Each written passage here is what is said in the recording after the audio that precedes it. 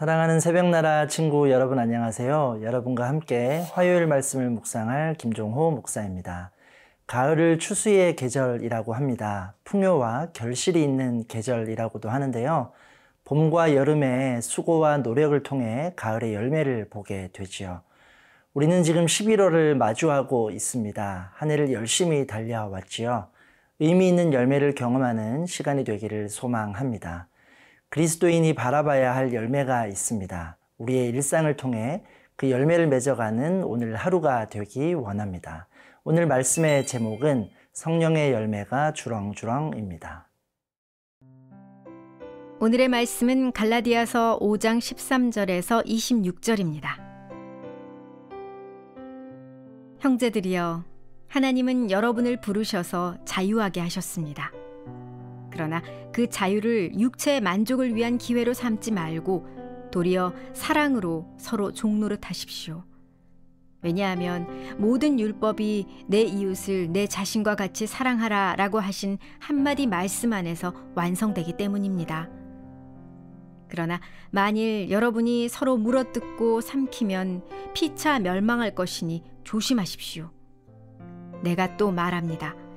여러분은 성령을 따라 행하십시오. 그러면 결코 육체의 욕망을 채우려고 하지 않게 될 것입니다. 육체의 욕망은 성령을 거스르고 성령의 욕망은 육체를 거스릅니다. 이 둘은 서로 상반되기 때문에 여러분이 원하는 것들을 할 수 없게 합니다. 그러나 만일 여러분이 성령의 인도를 받는다면 여러분은 율법 아래 있지 않습니다. 육체의 일들은 명백합니다. 곧 음행과 더러움과 방종과 우상숭배와 마술과 원수매짐과 다툼과 시기와 분노와 이기심과 분열과 분파와 질투와 술취함과 방탕과 또 이와 같은 것들입니다. 내가 전에 경고한 것처럼 지금도 경고합니다. 이런 일을 행하는 사람들은 하나님 나라를 상속받지 못할 것입니다. 그러나 성령의 열매는 사랑과 기쁨과 화평과 오래 참음과 친절과 선함과 신실함과 온유와 절제입니다. 이런 것들을 금지할 율법은 없습니다. 그리스도 예수께 속한 사람들은 육체와 함께 그 정욕과 욕망을 십자가에 못 박았습니다. 만일 우리가 성령으로 산다면 또한 성령을 따라 행합시다. 헛된 영광을 구해 서로 노엽게 하거나 질투하지 않도록 합시다. 13절 말씀을 읽겠습니다. 형제들이여, 하나님은 여러분을 부르셔서 자유하게 하셨습니다. 그러나 그 자유를 육체의 만족을 위한 기회로 삼지 말고 도리어 사랑으로 서로 종노릇 하십시오. 바울은 그리스도 안에서의 자유를 강조합니다. 우리가 더 이상 율법 아래 있지 않고 율법에 매이지 않는다는 것인데요. 이 자유를 잘 사용해야 할 것을 이야기하고 있지요.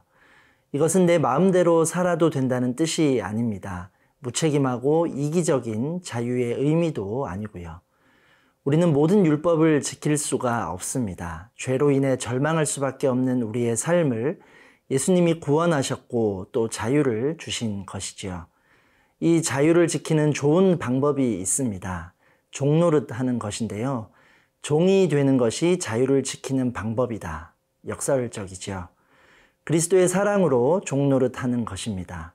율법은 이웃사랑에 의해 완성되기 때문인데요. 그러므로 그리스도인은 율법의 종이 아닌 사랑의 종이 되어야 한다는 것입니다. 바울이 말하는 믿음은 사랑으로 역사하는 믿음입니다. 그가 말하는 자유는 진리에 대한 순종을 동반하는 것인데요. 이 자유를 우리 육체의 기회로 삼지 말아야 합니다. 사랑하고 섬기는 기회로 사용해야 하지요. 여러분, 우리는 예수님 안에서 자유를 얻었습니다. 예수님의 사랑과 희생으로 주어진 것입니다. 그래서 우리의 자유는 그리스도를 사랑하는 일에 사용되어져야 하는 것입니다. 세상은 이 자유로 우리의 욕망을 충족시켜라 속삭입니다. 육체의 기회로 사용하라는 것이지요. 육체의 일은 달콤해 보입니다. 화려해 보이기도 하고요. 그러나 이것은 우리를 넘어뜨리는 일입니다. 우리를 어렵게 하는 길입니다. 그리스도인의 자유는 죄를 위한 것이 아니라 죄로부터의 자유임을 기억하기 원합니다. 우리는 예수님 안에서 자유를 얻은 그리스도인입니다. 사랑으로 종노릇하라. 그 길은 먼저 섬기고 희생하는 길입니다. 사랑하고 섬길 때 주님 안에서 참 자유를 누리게 될 것입니다. 사랑하는 새벽나라 친구들, 많은 사람이 자신의 욕심과 만족을 위해서 살아가고 있습니다.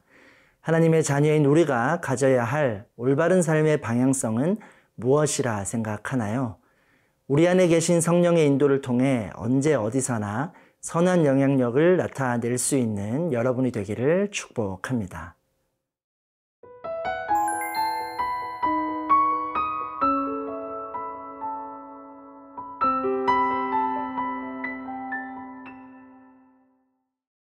본문 16절 말씀입니다. 내가 또 말합니다. 여러분은 성령을 따라 행하십시오. 그러면 결코 육체의 욕망을 채우려고 하지 않게 될 것입니다. 바울은 성령을 따라 행할 것을 도전합니다. 그러면 육체의 욕심을 채우려 하지 않게 된다는 것입니다. 육체의 일에 관심을 두지 않게 되지요. 성령은 우리를 예수님처럼 살도록 이끄십니다. 성령의 인도를 따를 때 하나님의 뜻에 맞는 삶을 바라보게 되지요. 율법에 매이는 것이 아니게 됩니다. 무엇이 성령을 따르는 삶인가 질문할 수 있습니다. 갈라디아 교회의 사람들도 인간적인 욕심과 성령의 인도를 구별하기 어려웠던 것 같은데요. 그래서 바울은 육체의 일과 성령의 열매는 선명하게 구분된다고 설명합니다. 무엇이 육체의 일일까요? 19절에서 21절 말씀이 이것을 말하고 있습니다. 음행과 더러움과 우상숭배와 다툼과 분노 등이 있는데요.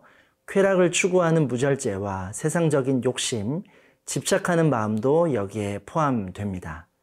이어서 성령의 열매를 이야기하고 있습니다. 본문 22절, 23절 말씀입니다. 그러나 성령의 열매는 사랑과 기쁨과 화평과 오래 참음과 친절과 선함과 신실함과 온유와 절제입니다. 이런 것들을 금지할 율법은 없습니다. 육체의 일과 성령의 열매가 대조됩니다. 이를 통해 무엇이 육체의 일이고 무엇이 성령의 열매인지 구분할 수 있는 것이죠. 성령의 열매는 하나님의 성품입니다. 하나님의 형상인 우리는 우리 삶의 모습으로 하나님을 나타낼 수 있는데요. 복음으로 말미암아 자유롭게 된 사람은 육체의 정욕을 십자가에 못 박았다고 말합니다. 헛된 영광을 구하지 않습니다. 주님의 기쁨과 영광만을 추구하는 삶을 살게 되지요. 여러분, 육체를 따르는 삶과 성령을 따르는 삶은 공존할 수 없습니다. 중간 길이란 없으며 타협도 없지요. 성령의 열매를 맺기 위해서는 육체의 일을 반드시 멀리 해야 합니다. 육체가 아닌 성령을 따라 행할 때 성령의 열매를 맺을 수 있음을 기억하기 원합니다. 사랑하는 새벽나라 친구들, 육체의 열매와 성령의 열매 중 요즘 나의 일상은 어디에 더 가깝다고 생각하나요? 성령을 따라 성령의 열매를 맺는 오늘 하루가 되기를 축복합니다. 사랑의 하나님, 우리를 구원하신 그 사랑을 기억하며 서로 사랑하는 삶을 살아가기 원합니다.